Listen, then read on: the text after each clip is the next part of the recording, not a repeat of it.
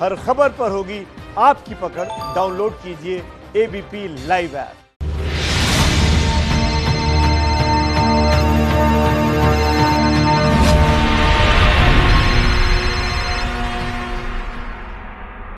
नमस्कार, मैं अनुराग मुस्कान घंटी बजाओ शो में आपका स्वागत करता हूं। महंगाई किश्तों में कैसे आपके घर पहुंच रही है? कौन आपके बेटे बेटियों की नौकरी के सपनों पर सन्नाटा खींचकर बैठा है? कहां हाथ चूमकर कोरोना का इलाज करने वाले बाबाओं को ही कोरोना होने लगा? घंटी बजाओ शो में आज आपसे जुड़े इन सभी मुद्दों को हम लेकर आए, लेकिन सबसे पहले खबर होगी जनता के पैसों पर कब्जा करके बैठे लोगों की घंटी बजाने से जुड़ी हुई।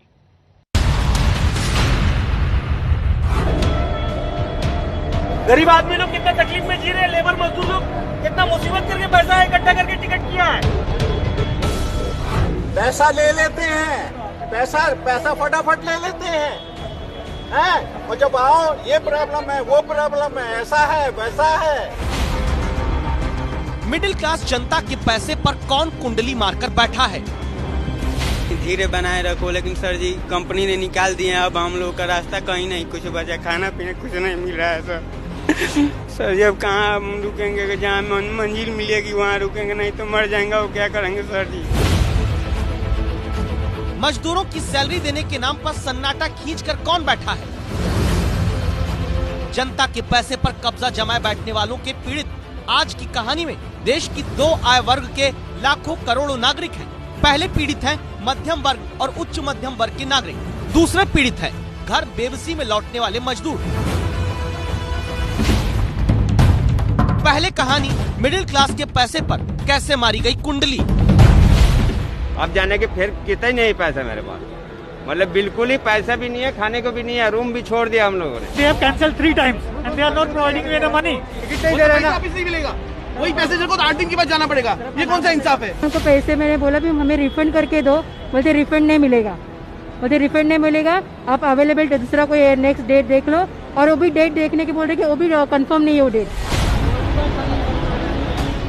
ये देश के वो नागरिक हैं जो इन दोनों रोज एयरलाइंस कंपनियों को दिन भर फोन मिलाकर हवाई कंपनियों की वेबसाइट पर शिकायत करके काउंटर पर रोज जाकर अपना पैसा रिफंड पाने के लिए परेशान हो रहे हैं। ये हाथ पैर जोड़े उसके टैक्सी के मालिक के कि भैया भेजो किसी तरह से, और 5000 रुपए दिए तब यहाँ छोड़ के गया है वो, और वो चला गया वो। और ये कहते हैं फ्लाइट कैंसिल हो गई है, बोलते हैं हमारी गलती नहीं है। किसकी गलती है फिर? एयरलाइन की गलती नहीं है तो किसकी गलती है? दरअसल 25 मार्च से 24 मई तक लॉकडाउन के दौरान देश में हवाई उड़ान बंद रही, लेकिन इस दौरान पहले से टिकट बुक कराने वाले यात्रियों को अब रिफंड नहीं मिल रहा। साथ ही अब भी कैंसिल होती फ्लाइट का पूरा किराया देने वाले यात्री तुरंत रिफंड नहीं पा रहे हैं। पहले 17 तारीख को बुक करवाया था, वो कैंसिल हो गया। फिर बोला दूसरा टिकट लेना है, हमने बोला सेम पैसे में मिलेगा, तो बोला नहीं, इसका चार्जेस कुछ अलग लगेगा। उसके बाद फिर हमने पैसा भरा है, और अभी कल हमको मैसेज आया भाई आपका ओके है टिकट, और आज अभी यहाँ आगे 2000 रुपये हम लोग भाड़ा खर्च करके आए उल्लासनगर से यहाँ आने में हमको 2000 का भाड़ा लगा है। अभी 2000 जाने का हमने तो टैक्सी रिलीव कर दिया, अब हम पैसा कहाँ से लाए? ना तो ये लोग बोलते, तो हम लोगों ने कौन सा गुनाह किया है? ऐसे देश में लाखों नागरिक हैं जिनका हजारों रुपए कई एयरलाइंस कंपनियां कब्जा करके बैठी हैं। मामला सुप्रीम कोर्ट तक पहुंच चुका है। एयरलाइंस कंपनियों ने कैंसल फ्लाइट का पूरा किराया तुरंत वापस लौटाए जाने की मांग का विरोध किया। उनकी दलील थी कि लॉकडाउन से हवाई उड़ान उद्योग बुरी तरह से प्रभावित हुआ है, इसलिए यात्रियों के पैसे को 2 साल तक क्रेडिट शेल में रखने की इजाजत दी जानी चाहिए। क्रेडिट शेल में यात्री के किराए का पैसा डालने का मतलब है, अगर दिल्ली से मुंबई जाने के लिए रमेश कुमार ने 3 टिकट 25,000 रुपए में बुक किए थे, फ्लाइट कैंसिल हुई तो हवाई कंपनी वो 25,000 रुपए अभी वापस नहीं कर रही, बल्कि कंपनी ने रमेश कुमार के क्रेडिट शेल में 25,000 रुपए डाल दिए, जिसके बदले रमेश कुमार एक तय अवधि में दोबारा कभी हवाई टिकट बुक करा सकेंगे। यानी रमेश कुमार की गाढ़ी कमाई का 25,000 रुपए उनके पास नहीं बल्कि हवाई कंपनी के पास ही रहेगा। आम आदमी कोई शौक में अपने हजारों रुपए खर्च करके फ्लाइट का टिकट बुक नहीं कराता। आम आदमी ने अपनी सेविंग अपनी सैलरी से बचाकर टिकट कराया होगा, तो क्यों नहीं हवाई कंपनियां ये पैसा फ्लाइट कैंसिल होने पर तुरंत आम आदमी को वापस करती हैं। डीजीसीए का 2008 का एक नियम जब खुद ये कहता है कि किराए के पैसों को एयरलाइंस कंपनी की तरफ से क्रेडिट शेल में डाल देना यात्री के अधिकार का हनन है, तो क्या सरकार आम लोगों के हित में एयरलाइंस कंपनियों की मनमानी की घंटी बजाएगी? फिलहाल ये मामला 3 हफ्ते के लिए टल गया है और एयरलाइंस कंपनियां यात्रियों के करोड़ों रुपयों पर कुंडली मारकर बैठी हैं। जनता के पैसों पर कब्जा जमाने वाले लोगों की घंटी बजाती दूसरी कहानी मजदूरों से जुड़ी है, जिनकी सैलरी पर उद्योगपति सन्नाटा खींचकर बैठना चाहते हैं। यह सैलरी उन 54 दिनों की है जब देश में लॉकडाउन हुआ था।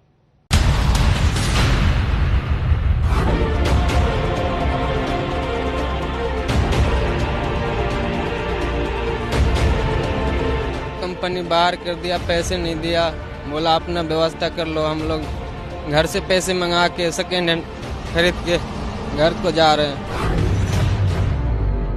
लॉकडाउन में कंपनियां जब मजदूरों के वेतन पर सन्नाटा खींचकर बैठ गई, तभी देश के करोड़ों श्रमिकों को जान जोखिम में डालकर घर लौटने को मजबूर होना पड़ा। 45 दिन के लिए बैठा था हम लोग रूम पे, कुछ नहीं था। कंपनी में सब ठेकेदार में बोला कि तुम लोग का अपना अपना व्यवस्था कर लीजिए, घर से पैसा तैसा मंगा लीजिए, अपना जहाँ जाना है वहाँ चला जाए। 29 मार्च को केंद्रीय गृह मंत्रालय ने आदेश दिया था कि लॉकडाउन में मजदूरों को उद्योग जगत पूरी सैलरी दे। यही बात 14 अप्रैल को देश के नाम संबोधन में प्रधानमंत्री ने भी कही थी। आप अपने व्यवसाय, अपने उद्योग में अपने साथ काम करे लोगों के प्रति संवेदना रखें, किसी को नौकरी से न निकालें। लेकिन बच्चे को बैग पर खींचकर, बच्चे को खिलौना कार में बैठाकर, बच्चों को साइकिल पर बैठाकर, पांव में छाले लेकर जो मजदूर लॉकडाउन के दौरान अपनी अपनी कंपनियों से वेतन न मिलने पर पैदल घर लौटे, उन्हें अब भी सैलरी के नाम पर कोई राहत नहीं मिल पाई है।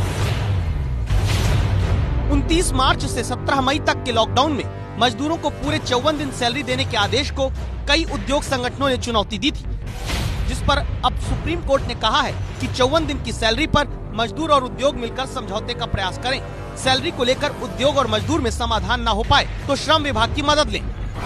कि धीरे बनाए रखो, लेकिन सर जी कंपनी ने निकाल दिए, अब हम लोग का रास्ता कहीं नहीं कुछ बचा, खाना पीना कुछ नहीं मिल रहा है सर।